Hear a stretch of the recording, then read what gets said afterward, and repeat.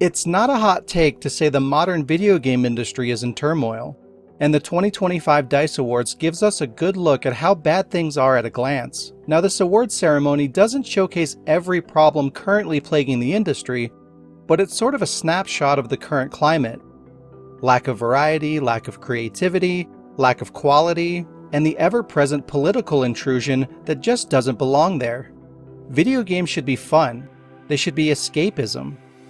We want to see innovation, quirky mechanics, compelling design, things that draw us in and make us unable to put down the controller. We want to get wrapped up in characters and stories that speak to everyone and sweep us away from reality. But these days, games are made to keep us firmly planted in the real world. They're made to tell us how to think, tell us what's right and wrong. They're made by activists to sway how people look at the world. Or they're just designed to suck as much money out of you as possible. These shifts are just some of many fundamental changes that have altered the course of the industry and therefore the games we play in the modern era, which is perfectly reflected in the 2025 DICE Awards. The show is hosted by Greg Miller, a former IGN journalist and outspoken leftist. They're well aware of me online. And Stella Chung, who I'm not really familiar with. Things are kicked off with Greg, who is immediately overbearing. Okay. Sit down! Thank you. I didn't want to yell, but you made me. He goes right into telling bad jokes that fall flat. The developer of Balatro is anonymous. I mean, seriously, who is this joker?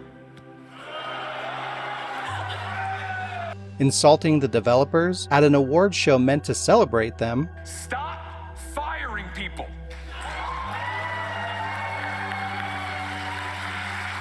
Like, how much do these bonuses need to be that you keep laying these people off?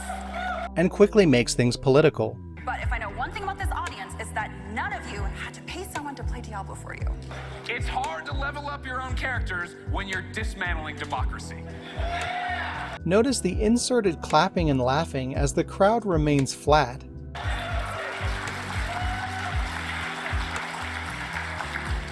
feel like we're in good company here, but just in case for the people online, if you get mad at that joke, it's Greg Miller. G-R-E-G. M-I-L-L-E-R. Fuck Elon Musk and fuck Donald Trump. Why are we here again? Oh yeah, to celebrate video games. Right. It's been a rough year for everybody out there, alright? And it's only gonna get worse. The perfect example of your typical modern-day games journalist. Stella makes a few appropriate jabs at developers. Yeah, so that's why the producers have asked us to keep the show tight this year. And they mean as short as possible. Ooh, kind of like the amount of time Concord existed. And some not so appropriate. There was a lot of annoying culture war stuff around games in 2024. Yeah, a lot of the talk revolved around women characters in games not being attractive anymore. Yeah, and when I think about it, I have a very nuanced opinion on it, which is basically, who fucking cares? Have these people seen a woman up close before? What the fuck are we talking about, everybody?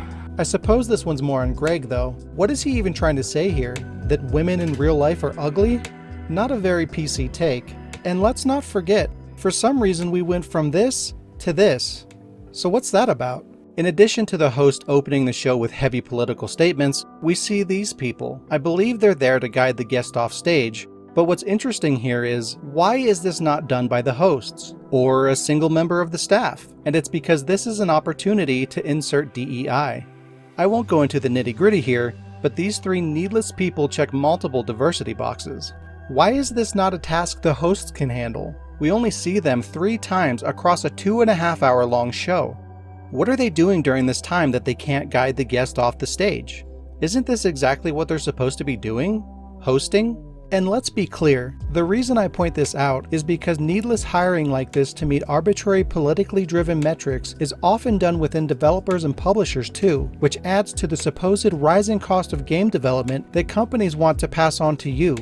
But the focal point of this video isn't about the injected diversity, it's about the lack of diversity in the video games themselves, and in turn the nominees and winners. So let's take a look at what some of those are. Astrobot was nominated 6 times and won 5 awards, including Game of the Year. This is a good game, don't get me wrong, but it's not Game of the Year material. Game of the Year should go to games that impact the culture of gaming. The Last of Us, a game that showed us video games can hit you on a deeply emotional level and bond you to characters and the world. Resident Evil 4. Capcom created a gameplay perspective with engaging action that can still be felt in games today. Baldur's Gate 3 showed us that making an outstanding RPG with endless content and freedom can be done without a bloated team and unreasonable budget. The end result was stunning and the creators remained humble. The Legend of Zelda: Ocarina of Time, an iconic redefining game that helped solidify the industry's transformation from 2D to 3D. These are just a few examples of Game of the Year winners and why they were chosen. Astrobot is just not on par with these games, and it's not justified to be nominated 6 times with 5 wins. But the thing is, there just isn't anything coming out now that fit the previous qualifications for Game of the Year.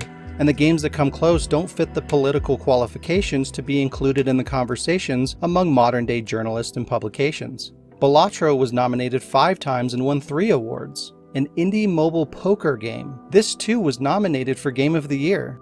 Indiana Jones, another game nominated 5 times with 3 wins. Helldivers was nominated 5 times and won 5 times. This was a game enveloped in controversy, including anti-consumer practices that restricted access to gamers. Even Hellblade 2 was nominated 5 times. It won nothing, but why was this nominated at all, let alone 5 times?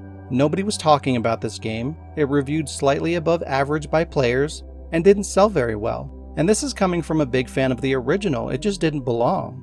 You have these games with multiple nominations and wins, but where's games like Stellar Blade? It was only nominated once for Adventure Game of the Year, which it lost to Indiana Jones. No mention of Silent Hill 2 Remake, not even for soundtrack or audio design. But guess what was nominated in those categories? Astrobot, Hellblade 2, Helldivers 2, and fucking Star Wars Outlaws. Dragon Age The Veilguard was nominated for RPG of the Year? LEGO Horizon Adventures was nominated for Best Art Direction. The LEGO games, though debatably good, are some of the most cookie-cutter copy-paste franchises ever. How was this in the running for Best Art Design? Half of the nominees were indie games. No hate towards indie developers, but if half of the game industry's best offerings are indie titles, while big publishers are dropping literally hundreds of millions of dollars on AA and AAA titles, I think we have a problem. This is supposed to be a celebration of the best, video games that had the biggest impact within the gaming community, and these people have no idea what the fuck they're talking about. Speaking of which, what is with some of these pretentious categories? Outstanding achievement in animation? You mean best animation? Immersive reality game of the year? You mean best VR game? Immersive reality technical achievement? Can't this just be included in VR game of the year? Why do we need 2 VR categories? Why do we need 1? Who is playing VR games anymore? Again, this is them clearly not understanding the audience.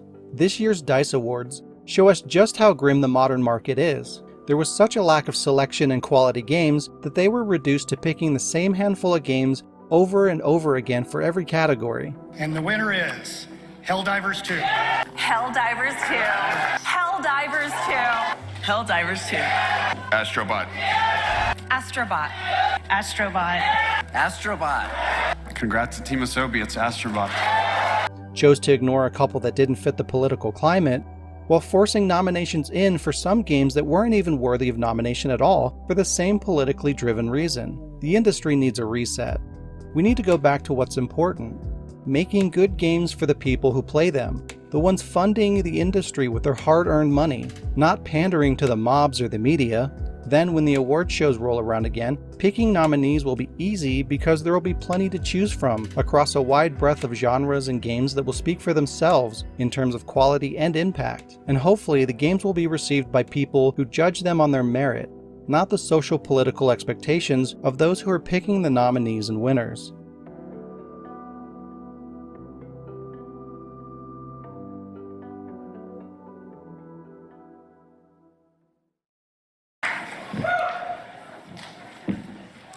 Adventure.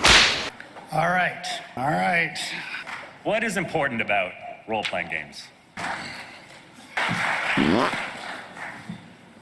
was just checking, there was a before someone came out. It doesn't matter.